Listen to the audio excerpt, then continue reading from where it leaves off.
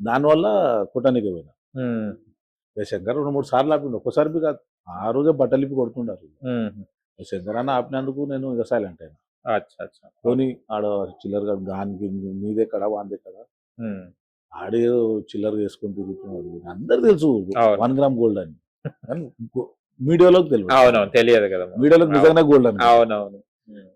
Original Hyderabad లో వేసుకున్నాం first నేనే, అవును. ఎవరు వేయకపోతున్నప్పుడు నన్ను చూసి స్టార్ట్ అయిపోయింది.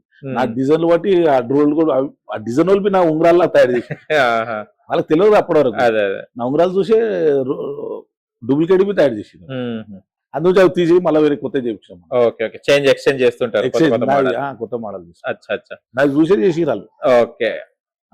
డూప్లికేట్ ఉంగరాలు సేమ్ నాలానే. అంటే నా వీడియోలు పోతుంటాయి కదా, అవునవును. అలా చూసి ఆ కాఫీ కొట్టింది. నేను అవి అరే డూప్లికేట్ వచ్చేసి చేంజ్ చేద్దామని మొన్న చేయించిన. అచ్చా అచ్చా. ఓకే.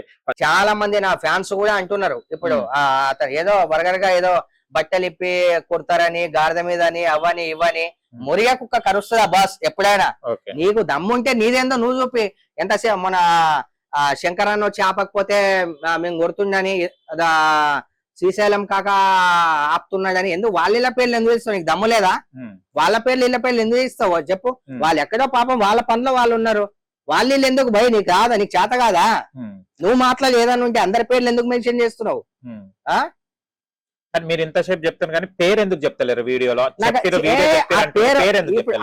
బ్రదర్, మనం పేరు చెప్తే వాళ్ళు హైలైట్ అవుతారు. మన నోటి నుంచి ఆ పేరు వాళ్ళకంటే ఎందుకు ఎందుకు ఏం అవసరం? ఎందుకు వాళ్ళని ఎందుకు హైలైట్ చేయాలి? మీకు ఎన్ని సంవత్సరాలు పరిచయం వాళ్ళు?